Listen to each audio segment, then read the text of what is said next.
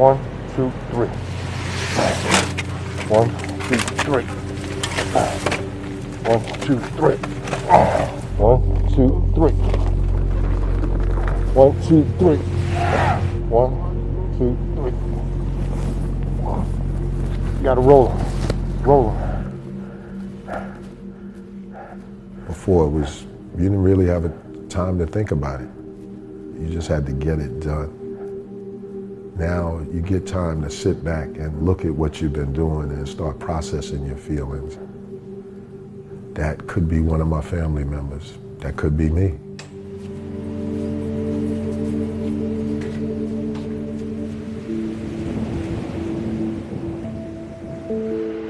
The next and last stop is Far Rockaway.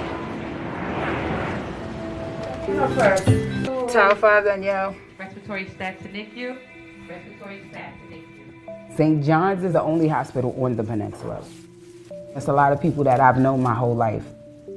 My first night, 10 people died right in front of me, and it was just, yeah, that was a lot. I'm the director of the Emergency Department. I'm the first line of defense. How are you? My name is Dr. Lee, okay? Nobody's ever trained for this type of scenario or the stuff that we saw this past month. All right, that's just to make you feel comfortable. I don't think it's gonna hit me for a while. I think there's a feeling like, can we take a breath? Can we back up? Take that moment, but still keep your hand on the gas. There's my stethoscope over there. Good morning, St. John's Register. They have a park. It's night and day. The volume has been drastically down. However, I'm still concerned. It's calm, nothing's going on, but that's part of the ED. You don't know what's coming to that door.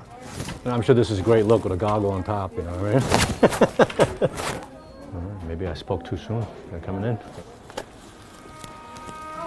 We got one. Patient with shortness of breath and fever. It looks like from a nursing home. How you doing? My name's Dr. Lee. Low O2 set. He's going to go to 53.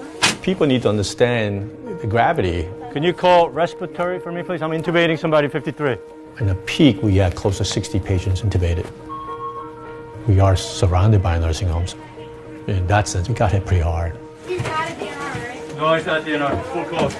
I was never in a battle or any other arm type of deal, but that's what it felt like when we're triaging the patient a certain way.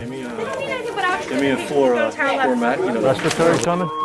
And this was the first time in my lifetime that I actually went through that. Oh, there you go. Let's raise the bed. Yeah, it's COVID. Keep them on. All right, ready? Let go. There's one in the. There's got to be one in the bag, in the box. So pull the stylet out. All right, hold on. Balloon, 22 at the lip. The chance that coming off a ventilator is very, very low. Good. Good collar change. Now you got to protect their airway. And afterwards, we would deal with what comes next. I feel like it wiped out a generation. Yeah. Like that generation that was like hanging on with a lot of comorbidities. I just feel like it just came in and just... The day we maxed out, I think we were 112 patients in here. So outside the ambulance door, the stretchers went down the ramp to the bottom of the entrance where they drive in. And we literally would just go out there and look and see, okay, who to pull off the list first, because we knew how many people can we intubate. I called 2 families back to back. I went home 2 days crying in a row. And I held the phone and they got to say goodbye to their loved one. Terrible. Because what else do you do? Yeah. And I mean, you hate to say it, but we're not good. But are you going to revive the 95-year-old or the 42-year-old? I'd probably never be prepared. I don't think you ever prepared for that. You know what the saddest thing was? You get someone in alert talking to you from her house. Remember a 72-year-old lady, Polish lady. Very nice. Couldn't breathe. Oxygenation was awful. She broke her bridge because she was breathing so hard, and she was so upset about this piece of broken tooth. She said, you have to wrap it. I can't afford to fix it when I get home. I knew as I was wrapping that tooth, you're not going home. You're going to be dead by tomorrow. And I said, okay. And I'm wrapping a plastic bag and sticking it in behind her insurance card. Oh, thank you. God bless you. Thank you for saving my tooth so I can fix when I go home. She was dead the next day I came back in. You know. The poor families. It must be awful. It has to be just not to be with them. Unknown too. You know, we're I'll be right back. here. The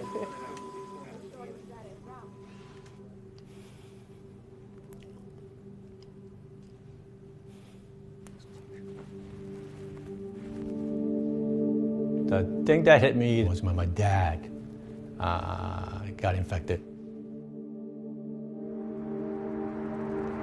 He's a healthy working man. He owns his deli. You know, I wouldn't say never get sick, but he rarely gets sick. Then I got a phone call from my mother saying that my dad didn't look good. I thought maybe, you know, I just caught it on time, but he was intubated and put on a ventilator. He's been on it for the past 4 weeks. I don't think he's gonna make it. And we have to, I was about to say it here, we have to figure out what we're gonna do.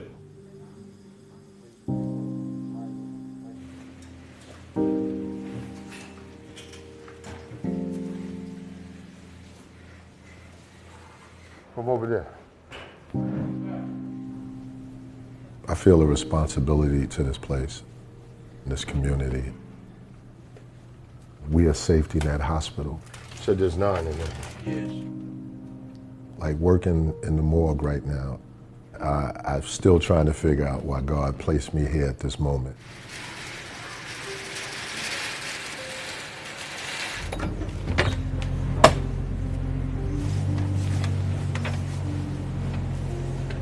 Hey, and right under. Once I go outside, I'm in a zone with it. Go. It's set up like an airplane. You're looking for somebody there in section 5, row D. You couldn't have told me that we would have did that a month and a half ago. Who we got? Mackey. Say that again? Joe Mackey. M-A-C-K-E-Y.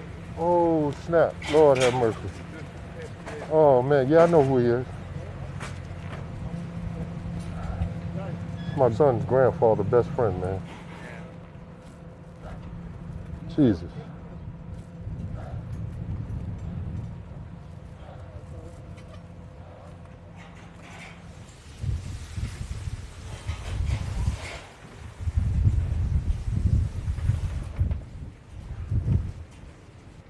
One, two, three.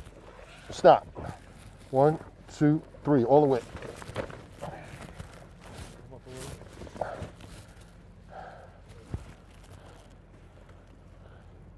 Yeah, that's him. God bless him, man. Jesus.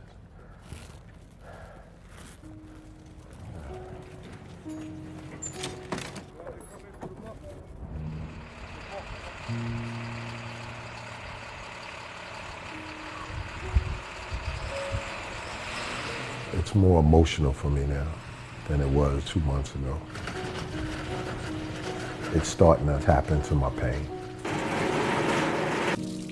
We got this thing, we man up and get it done. We don't go to somebody and say, I'm hurting. And if we're gonna recover from this correctly, we're gonna have to do that. That's what I don't know, is how we're gonna move forward. Maurice, yeah? Any update? No. I was born here in this hospital. My dad was born in this hospital and all my siblings. In the beginning, I was leaving here crying every day. But thank God it's changing. It seems like it's changing. Mr. Styles. Yes, please. How are you this evening? I feel good. You feel good? I'm going to feed you, okay? Yes. We're going to start with the soup because I know you like your soups. Yes. Right? Mm-hmm. How is that? Wonderful.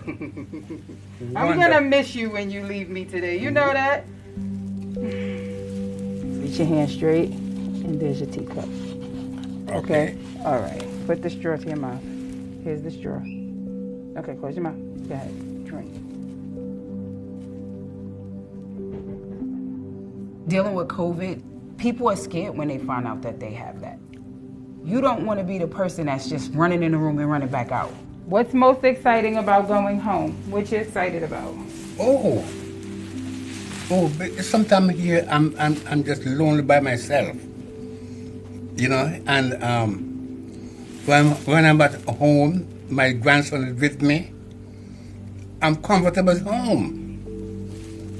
I cannot see, but I can find my way around the house by not touching the furniture.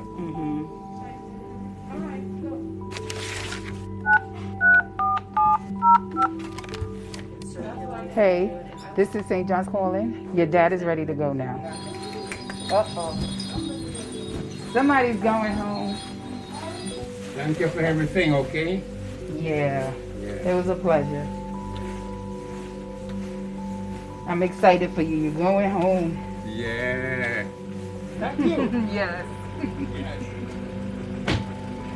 Thank you. All right.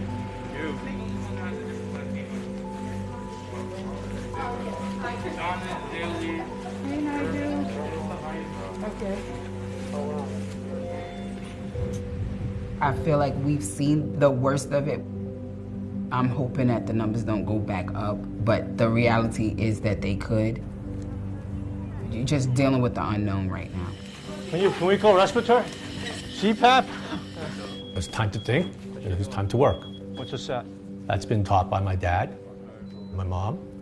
Just get, just in case, set the intubation stuff set up. Yeah. All right.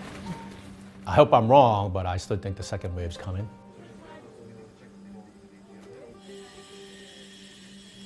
I hope I'm wrong. You ever hear the saying, men cry in the dark?